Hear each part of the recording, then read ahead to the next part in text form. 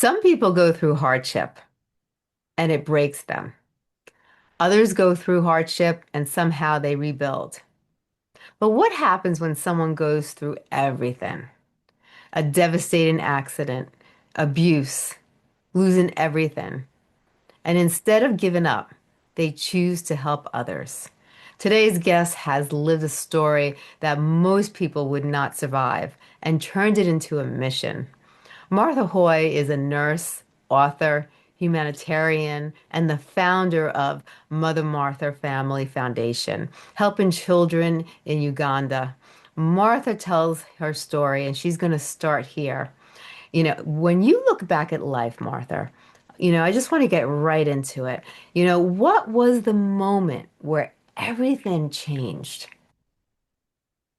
The moment that everything changed was the car accident. I was rear-ended at a high speed and Hmm. people passed in that accident, and I was left in a hospital bed, and my only view of the world was the white tile ceiling. Yeah. Yeah, that was sort of the catalyst that changed my life very quickly. What did that moment do for you, like mentally and emotionally? Because that was huge.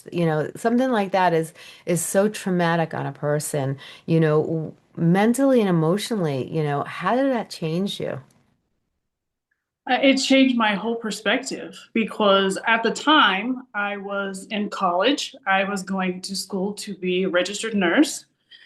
I was young. I had just was newly married. My life was, ahead of me. We were building a home, and then to go from being healthy and walking around and being hopeful about the future of all of these things above, in front of me, to being in a hospital bed and unable to walk. It completely changed my perspective and my life. Yeah. Oh, definitely.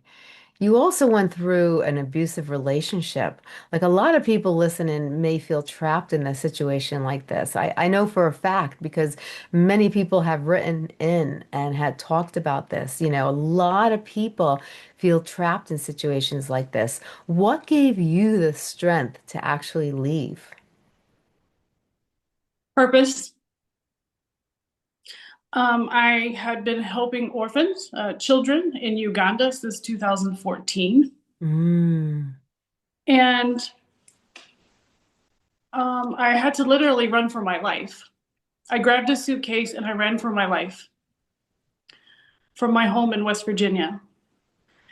I knew that if I just kept thinking, I have to continue what I'm doing because if I don't, who will? yeah. And in the end, that's who saved my life.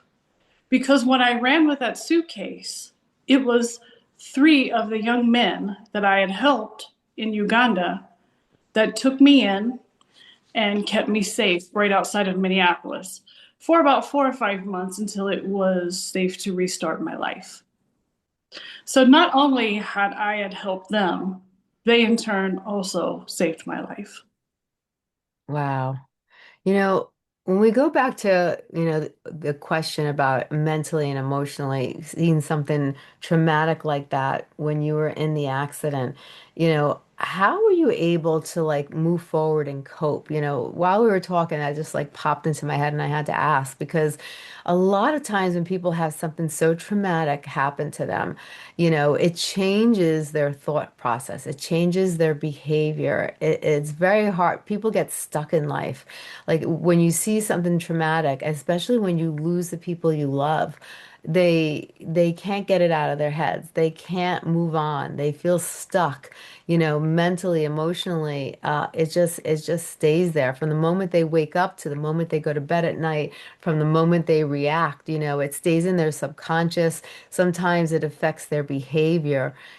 How, like what were some of the steps, that you took to like, overcome? Like in the beginning, did you see changes in your behavior? And then if you did, how did you start to work on yourself to get yourself to start moving forward in life?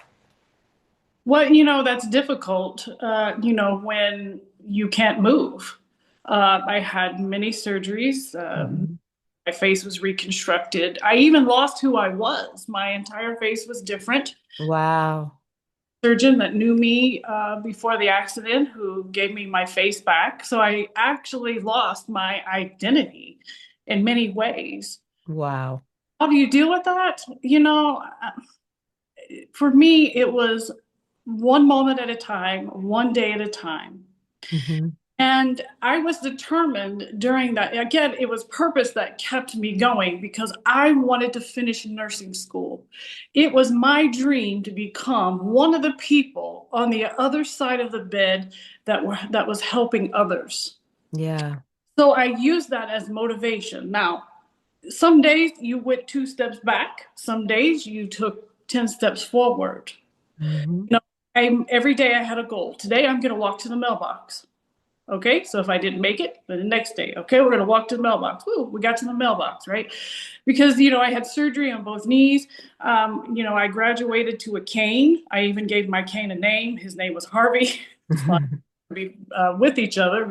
I felt like we needed to be friends, and um, you know, so it was that mindset. I had a very good mentor who called me up and said, "I want to send you a book." And she sent me the book, Viktor Frankl's Man's Search for Meaning. And I read the book and I called her. And she said, "What are you going to do with this, Martha? What are you going to do with it?" She was like, "I see that you have a couple of options. You could lay there, you could play the victim, and you go through the grieving process. It was a massive trauma. I had survivor's guilt, I had all these things.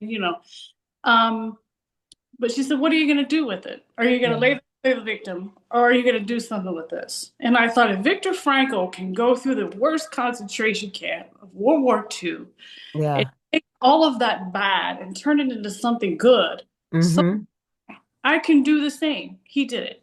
So it was a day by day process. It's not always. Now that I look back, there's one thing that I would have liked to have said to myself or someone to say to me is, don't be so hard on yourself. Yeah. Because we all heal at different rates. We deal with things in a different way. And Yeah. I look back, I think, well, I was really tough on myself. Hmm.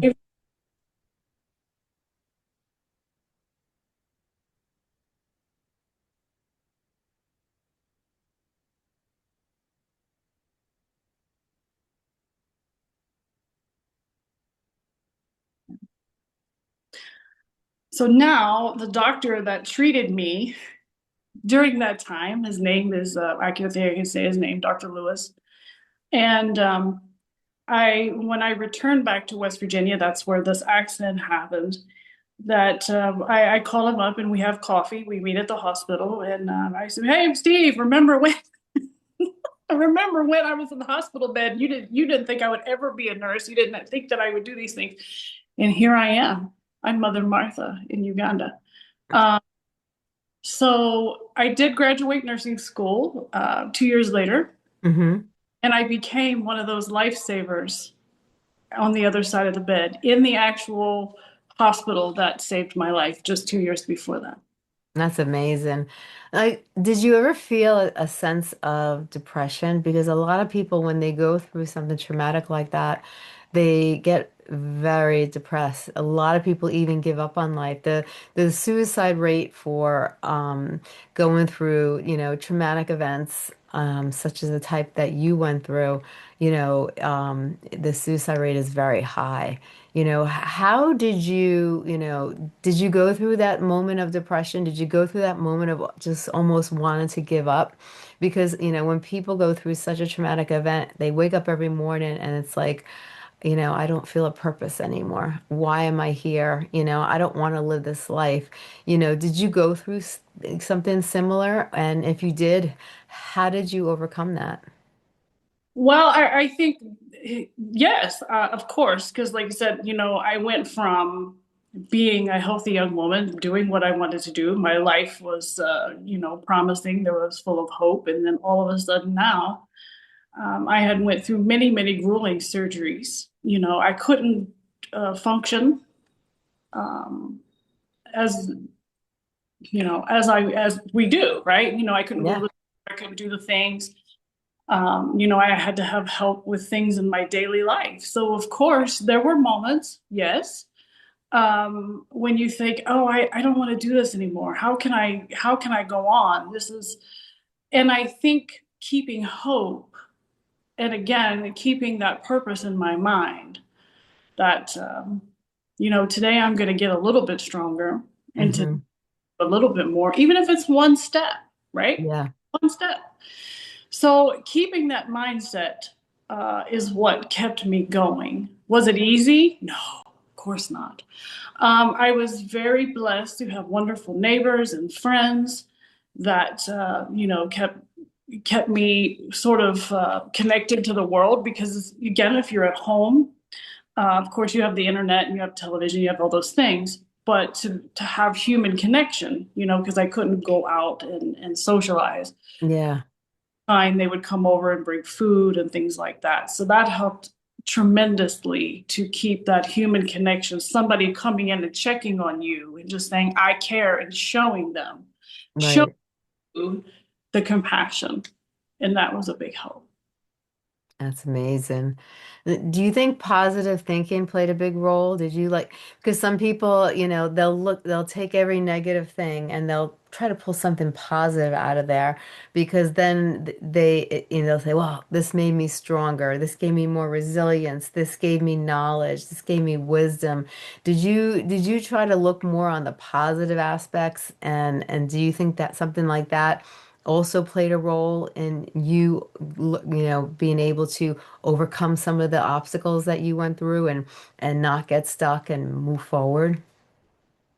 Absolutely. Absolutely. And not every day was like that, we don't, none of us, no one wakes up every day with rainbows and unicorns and all, that's just not realistic, but Yeah, absolutely. And now looking back, I'm grateful for it. And I know that sounds very strange, but no. it all made me who I am today. Hmm. Because had I not learned those lessons, and it made me very courageous, brave. I learned to stand up for not only can I stand up for myself, I can stand up for others. Yeah. Um, so now I think, now I'm Mother Martha. I'm this, you know, I never really liked that nickname, but it's cute. The children at the orphanage, the young Yeah. they gave me that name many years ago. They called me Mother Teresa, and I said, please don't uh, give me that. I don't. I'm no saint. Please don't call me that. So it landed on Mother Martha. Oh, I'm brave enough to get on a plane and go to Africa by myself. I have met Jane Goodall. Um, I've done all these things and would have never had the wisdom or the courage uh, to do those things before. Right. So, this is one of the most powerful parts of your story. So, when you were helping orphans in Uganda, but when your life fell apart, they helped you. So, can you tell us exactly like what happened more in detail? Well, how the children helped me. My sponsor child, he is now no longer a child. He is grown up. His name is Jeffrey. And I was helping him go through school. Hmm. Friend in Minneapolis adopted his brother and brought him to the United States. And um, how it became about was, after I recovered from the car accident and I became a nurse and I went back to work and things seemed to be going in the right direction. All the things that I had dreamed about Yeah. before in this car accident were now rolling out in front of me, right? I was a nurse, I had the job, I had the house, I had you know, but then sometimes trauma puts a magnifying glass on the cracks Yep. in our lives. And when that happened, it surely did that in my marriage. Okay. Hmm. So it got to the point where, it was just an unsafe thing. Yeah. These young men that I had helped, um, as soon as I told them what was going on, they were like, "You have done so much for me. You have done so much for our country. How can we help you?" And I trusted them to this point. Now, I told you that I had to run for my life with just a suitcase, and that's exactly what happened. Right. My life story can be found in the book Becoming Mother Martha. So I grabbed a suitcase and I ran out the door. I made a loud noise because the gentleman that lived across the street was a sheriff. Hmm. And I got in my car. I had no place to go. My family, that's another thing about, abusive relationships. Sometimes people don't believe you, Yeah. you know, and no one believed me. So I had nowhere to go. I just got in my car and I started driving because I knew staying was not an option Right. whatsoever. Staying meant nothing good. Hmm. A little ways, and I pulled my car to the side of the road, someplace where I felt safe. Hmm. And I thought, who in the world can I trust 100% to call and they will understand and listen? Right. I called my sponsor child, Jeffrey, in Uganda, 7,000 miles away. I did not know what he could do, but I knew I could trust him. Right. And the first thing he said was, call my brother in Minneapolis, the young man that my friend had adopted. He said, Wow. brother, we will help keep you safe. So that's what I did. I found a friend who lived a few hours away, and I went to stay with her for a few days until we could get things put together.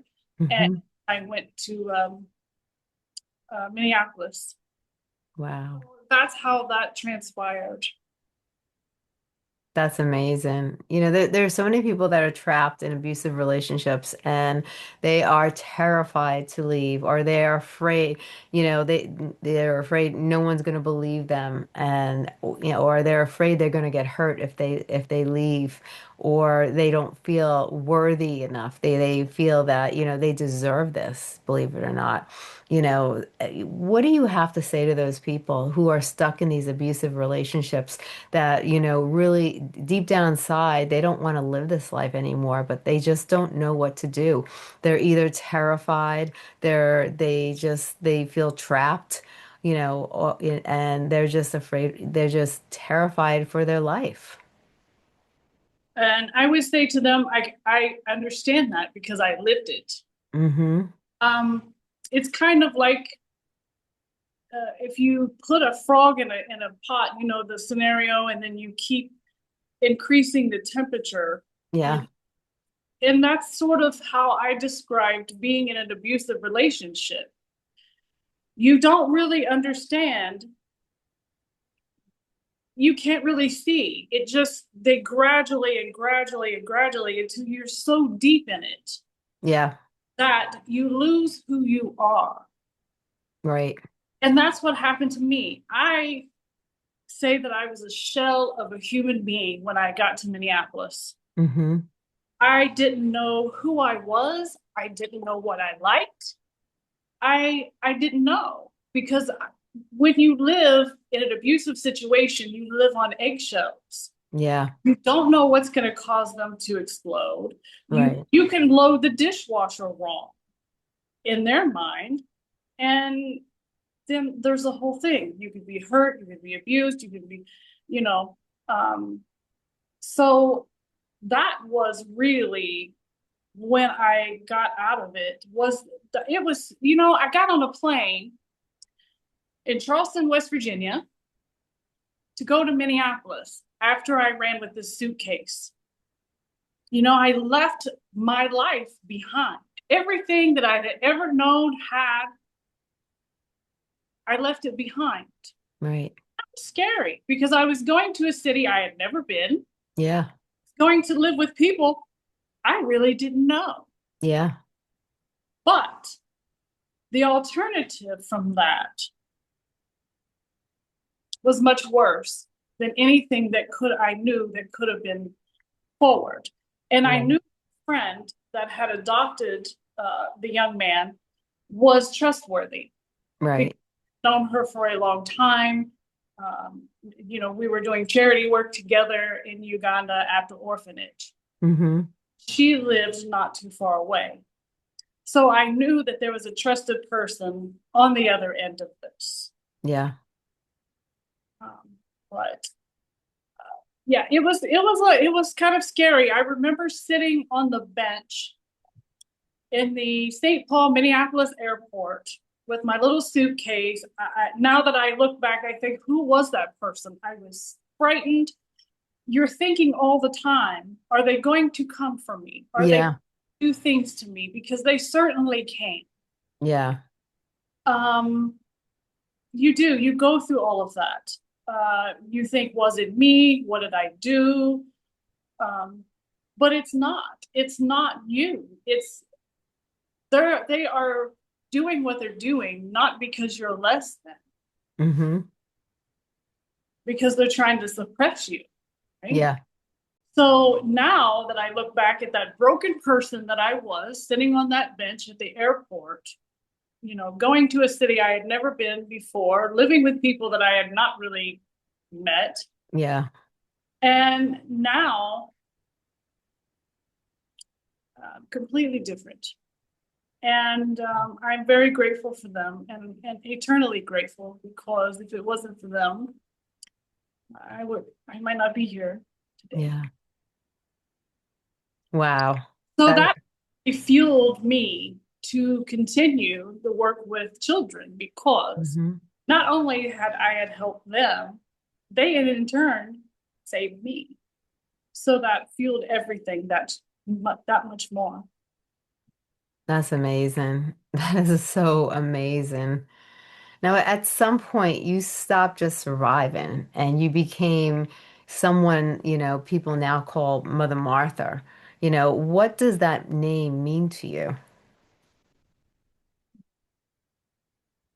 It means that for me, at first I didn't like it because I felt like they were putting way too much pressure on me. Don't put this kind of pressure on me, honey. At first I didn't like it. I've become used to it. It's to be even remotely considered something like Mother Teresa is a great honor now. Yeah. And so I've embraced it. A lot of people go through trauma, but not everyone turns it into purpose. When did you realize I'm supposed to help others? Um, the I realized that I was supposed to help others when my friend, I told you she adopted a young man from Yeah. Uganda, hmm and I had been working with someone from the church, and we were helping children in Brazil, and we were doing this and that, and I got a phone call from her, and she was like, "Well, I know you're enjoying what you're doing here, but I think that you would really, like to help over here." And Right. when I met these children, and they stole my heart, Mm, and they still have my heart. And that was the moment that I knew that this is what I wanted to do. yeah.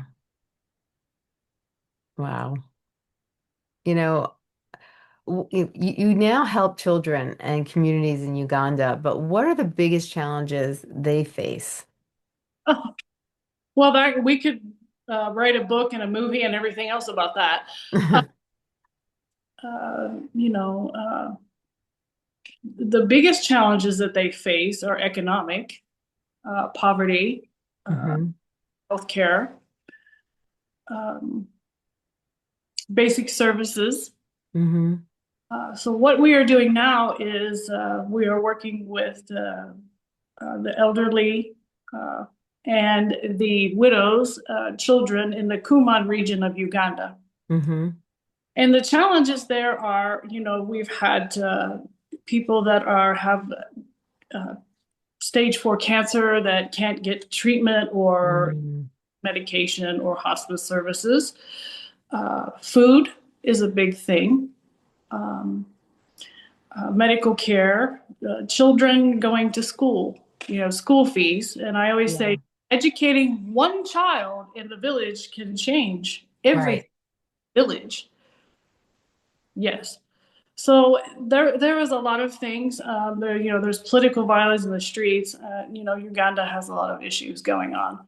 Yeah, For us, it's the vulnerable, the elderly, the widows, because once the husbands have passed, it's very difficult for them yeah. to make a go of things. And how does that even help? Like, making small changes, how does that help their lives over there? If you don't have what to eat, how can Hmm. how can you do anything else? The only thing on your mind is how am I going to get food? Exactly. Yes. So usually that's the first thing. But education is the biggest because, as I said, give a man a fish or teach him to fish. Yes. So Yeah, with that, if we educate one child, that changes everything, especially yeah. for the family and for their community. Mm-hmm. 100%. 100%. Now you went from nurse to survivor to victim of abuse to now a leader, a humanitarian, an inspiration to others. How does someone rebuild their identity after losing everything? Well, and I did absolutely lose everything. Hmm. Car accident, I lost, like I said, even my face was different. Yeah, How I functioned was different. Running for my life from the abuse, I lost everything. We had a beautiful home, we had this and yeah, that. And it's just things. I understand that. But again, it's also a loss. And that's something that you have to deal with. yeah, Um, how do you do it? Again, you just do one step at a time. You take the first one. You don't think far out. Don't think all these green lights have to be there. yeah. Because if you start thinking too far out, you're going to be afraid. You're Hmm. do it. You're not going to have the courage. Just think today I'm going to do X, Y, and Z, and that's how I'm going to get there. Right. Steps forward. And for me, the most difficult thing, things and material things, you can get those again. It's not a big deal. But for me, Right. the most difficult healing part was my family Hmm. not taking my side. Right. That was the part that took a while to heal because I went to my mother and said, this person is hurting me. This person is injuring me in my home. Yeah. And for someone who has mother, as known as Mother Martha, someone who wants to protect and care for others, Yeah. my mother to say, well, that was difficult, but we have now mended our relationship. And I'm very grateful that she is still here. My father passed away in 2023. So My sorry. cancer treatments, this is the third cancer. She is now in remission a third time. Wow. So I'm very blessed that we now have a good relationship and that now she is healthy. How did you get over that betrayal? And how were you able to forgive? Because that's one thing I hear a lot of people, people who come on the show and they talk about it, and then I will get a lot of letters from people because forgiveness is a very hard thing. You could talk about it, but when you feel betrayed by someone, especially someone close to you, that's supposed to be your mother. And and in our head, our mother is always supposed to be there for us. And when they're not, or if they don't believe us, we feel betrayed. What were some of the things you did to let go and to actually be able to forgive and move forward. Oh, that was not easy because I kept thinking, how could she? Even if you would hurt one of the children at the orphanage, I would be upset. Um, it was difficult for me to forgive because it was difficult for me to understand that mindset. Yeah. But again, I have some great wise mentors, and I was upset about it one day. And, a friend of mine said, well, you have to realize what your mother has been through. Hmm. Because sometimes when other people have been abused or went through these things, they have difficulty with it. Yeah. And that's when I started to make peace with it because I didn't realize, as I said, my father passed away. And, Hmm. he wasn't the nicest person, let's just put it that way. So Right. I didn't realize that she also had gone through similar things that I had went through. Right. So that there was a cycle going on there. Hmm. Realize, because I left home at a young age, so I didn't really see a lot of that growing up. Yeah. But it Hmm. was there. My brother's older, so he saw it. So now Right. so now I had a different perspective of why she didn't stand up. She didn't stand Hmm. up because she had lived the same abuse and she couldn't stand up for herself. Yeah. On me. Very true. Very true. Sometimes when we take a step out of the box and we start looking at the other what other people have went through in their own life, then we can understand why they said what they said or why they did what they did. Because, their own life, their own childhood stories, their own adulthood traumas play a big role in who they are and why they react the way they do. And, sometimes at first we don't see it like that. But then if we look at their life and then we think about how, if we were in their shoes, how would we be? And then we realize that that's why they are the way they are. That's why they said the things they said. That's why they did the things they did. And, and sometimes we do. We have to just forgive them because that's the way they grew up. That's the things they went through in life, and they themselves didn't know any other way but that way because of what they've been through. Yes. And I think my healing and mending our relationship has helped the both of us tremendously. Yeah. Yes.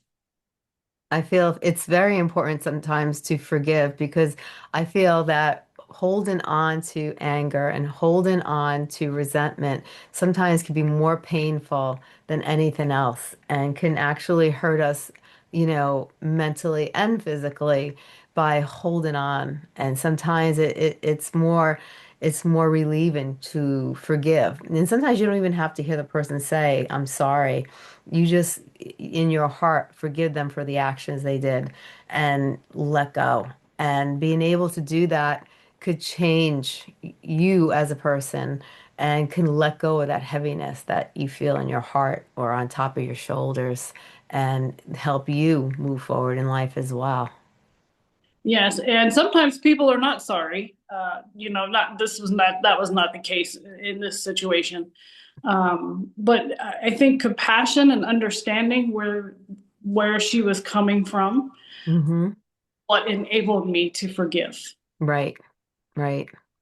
Now, for someone who's listening and feels broken right now, what would you tell them?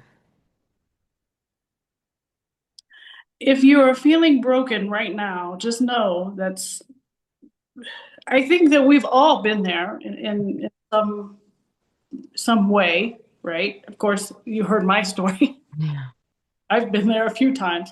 Um, and just know that when I ran for my life with that suitcase, and I just kept thinking, I left everything behind. Where am I going to go? I didn't even have any place to go. Right. So my life might have been reduced to a suitcase, but Yeah. my life. And if there's life, there's still hope. Honey, it's not over. Yeah. The right now is not the ending, Right. right? So you take what you've learned from it all and you Hmm. action right now so you can have a better future. Yes, it feels dim, it feels bad. I know, been there, but you're still here and there's still hope. 100%. 100%. Now, what's the first step to rebuilding? Because a lot of times people don't even know where to start. Oh, well, that's completely understandable. Mhm. Because when I got to Las Vegas, I restarted my life in Las Vegas. I always say Las Vegas is where I found a strange thing for someone to say since we're known as the capital of sin. But it's really a lot more than that. And, when I got to Las Vegas and I was staying with a friend and I could Hmm. restart my life, again, I have this little suitcase. God, that suitcase is no longer around. Mm. And, and I was like, I didn't even know who I was. Who am I? I don't even know what I like. How do I like to dress? What I like, because I was being told what to do. I was being told who I am. I was Yep. being told where to go at all times. I was being completely controlled. And I said, Yeah. shell of a human. I'm sitting there like, who is this person? I don't even know. Yeah. So I had time to discover who I was. Right. How do I want to dress? Because then I could put on whatever I wanted, right? Yes. How Hmm. style do I like? It turns out that I love fashion. Oh, how much do I love fashion? Yeah. And it turned out that I have this great sense of humor. I didn't even know I had. I don't even know where that came from. Yeah. you know so you just have to be very patient with yourself. It is difficult because you think, oh, now here I am and now I have to do XYZ, and it's very overwhelming. Right. But be patient with yourself, especially Hmm. if you come out of that, you were the frog and you were in this, you were being cooked and you were so far deep into this and you lost Yeah. who you were. Your self-esteem was zero. People Right. knew how awful you were all the time, right? Yep. You could, Hmm. right? You could even load the dishwasher, right? You could put things in the refrigerator, right? Wash the clothes, right? Whatever. So Yep. you don't know who you are because you were stuck down in this muck of it all. Yeah. Have fresh air. I said, when I got on that plane from West Virginia to Minneapolis, it was like my freedom flight. I felt like Yeah. I just ascended out of just the murky, muddy, nasty waters, right? Right. Um, so you just have to be patient and give yourself a little grace and love with that one. Oh yeah. 100%. 100%. Now you wrote an amazing book. Can you tell everybody what the book is, and can you tell everybody a little bit of a synopsis of it so they know what it's about and where they can find it? Okay, so my life story is called Becoming Mother Martha. And everything that we were talking about, and then some, is in this book. It talks about how the car accident was the catalyst to becoming Mother Martha, and what it felt like, and the journey through that. And when I discovered myself, I guess I decided that it was time for me to get on a plane and Hmm. I hug Jeffrey in person for saving. Yeah. And it was a very emotional. He met me at the airport. I went to the orphanage. Jeffrey, he's turned out to be a fine young man. He also started a charitable foundation there. Oh, My thing was, I wanted him to pay it forward. I told him, when I put you through school, I want you to pay it forward. His dream was to be a lawyer. That was his dream. oh, And I said, I put you through school. I want you to pay it forward. I don't want anything returned. I want you to do some kind act for somebody else. I don't care if you just buy them a meal, right. anything, give them a ride, whatever. Yeah. Instead, he started a charitable foundation and he has helped many others coming out of orphanages to get job skills. Wow. So I toured the place, the foundation in which he started, and he is doing wonderful with that still. and I talk about my adventures in Uganda and the things that happened. And it's a full circle moment when I return um, to the U.S. and I decided that I needed to make peace with what happened to me in West Virginia because this Right. this abuse and my family issues all happened in West Virginia. Hmm. So it was a full circle moment. I went to all the places where bad things had happened to me, where traumatic, horrible things had happened to me. And thankfully, the people that had bought the house were very kind for me to, Yeah. to return so I could do this. Uh, and when I stood there, I realized that I had become Mother Martha, that all of those things that were so scary to me, because Mhm. when I was in what I call my exile in Minneapolis, I was terrified of this man and of this place, and he's going to find me and do all these things. And as I'm standing there in the front yard from the place that I ran from, were all of these awful things that had happened to me, and I thought, this is what I was afraid of? What? Yeah. Oh, please. I have, you know, since then, I have done all these things and Right. realized that I am not that person anymore. Yeah. That's when I was really like, I'm not that person. I'm Mother Martha now. Tell them they can't even bother me at this point. Right. So that was really the aha moment when I knew that I could put it all in the past. Wow. That's amazing. Now, where can people find your book? You can find it on Amazon and Barnes and Noble. And if there was three things that you would want people to walk away with from this conversation today, what are three things you'd like the listeners to remember from our conversation? When you live a life of purpose, it it helps keep you motivated. It helps to drive you, no matter what the purpose might be. Mm-hmm. Not to help children. Maybe it's to build a business, or maybe it's whatever your dream life is. It Mm-hmm. has a different thing that makes them happy or what they want to be. Right. And just remember, you're still here. It's not too late. You can take action right now. Yeah. Um, and I also want them to walk away with mindset.